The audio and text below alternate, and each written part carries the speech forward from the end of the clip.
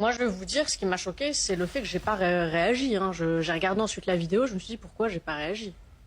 Et ben pourquoi? Et ben, Et maintenant vous réagissez parce que d'autres vous l'ont dit. c'est pas vrai. Bah si, Vous voyez, la preuve. à chaque fois que je dis quelque chose, vous dites qu'on me l'a soufflé, comme si je pouvais pas penser pour moi-même. Mais non, mais pas. Non, Quand mais je dis c'est pour pas faire quelqu'un, c'est comprend rien de ce que vous l'atmosphère, dites. c'est pas c'est- une personne. Parce que regardez la tête que je fais sur le plateau. Enfin, Non mais Sarah, pour la clarté du débat, il faudrait savoir à quoi Oui. vous souhaitez réagir ou vous auriez souhaité réagir. Bah. Ça, pour l'instant, je comprends rien. Je vous le dis. Quand elle dit, j'ai plus le verbatim exact, mais Oui. les Noirs et les musulmans, bon. Et- La liberté d'expression, ça permet pas de tout dire non Bah si. plus. Bah non, si, ça permet non, de il y a tout des dire. choses qui tombent sous le coup de la loi et quand il y a eu des condamnations, il y a eu des choses aussi. Donc Oui, vous pouvez mais- pas dire là les Noirs et les musulmans. Bah si t'as les chroniqueurs à côté qui n'ont pas parlé, bah t'as Sarah Salman qui critique ça. Elle explique calmement que mettre les musulmans, les noirs, les arabes dans une phrase comme ça, franchement ce n'est pas acceptable. Elle nous rappelle que si Karine Le Marchand avait dit les noirs et les juifs, tout le monde aurait crié au scandale et c'est un peu la vérité. Même si t'as à côté t'as Pascal Praud qui n'est pas d'accord avec elle. Et moi franchement je vais être honnête avec vous, je suis pas d'accord surtout avec Sarah Salman. Tout simplement parce qu'on n'a pas la même vision sur les sujets. Mais là, faut le reconnaître, elle a réagi et c'est bien. Et ça nous montre encore une fois qu'à la télé, on parle un peu trop vite sans vraiment se rendre compte de l'impact de nos mots. Bref, en tout cas, vous avez le droit de ne pas être d'accord avec moi ou même avec elle.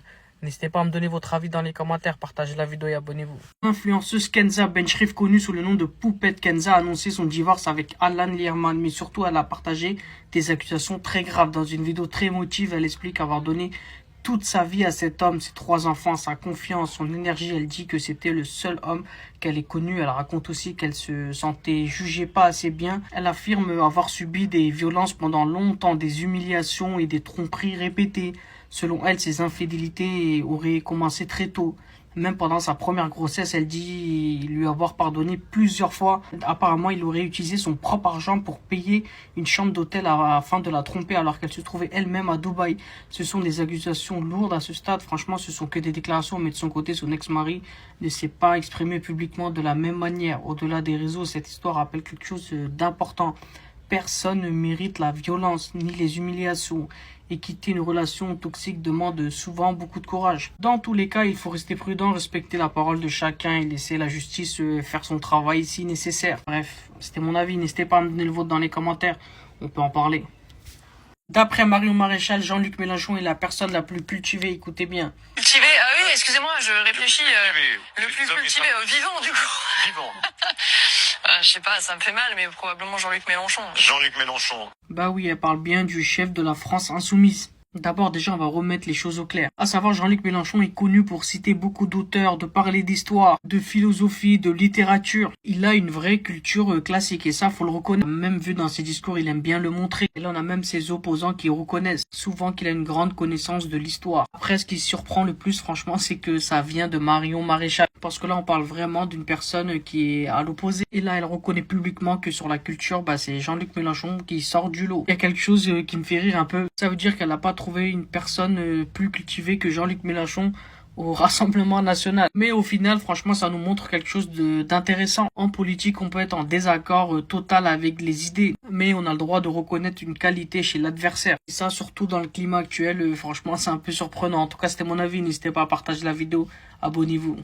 L'antisémitisme. Parce que l'antisémitisme, c'est plus qu'un racisme.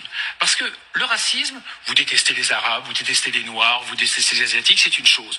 Mais l'antisémitisme, c'est ce qu'on appelle une épistémologie, c'est un facteur explicatif du monde.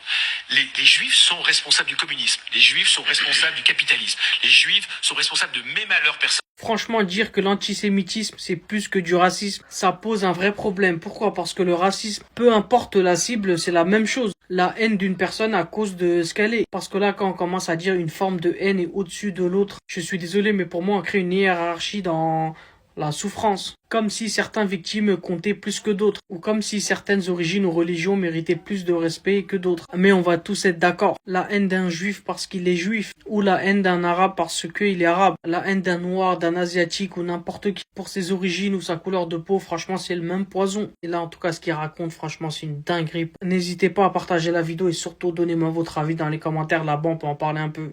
Parce que là ce qu'il a dit franchement pour moi c'est très très grave.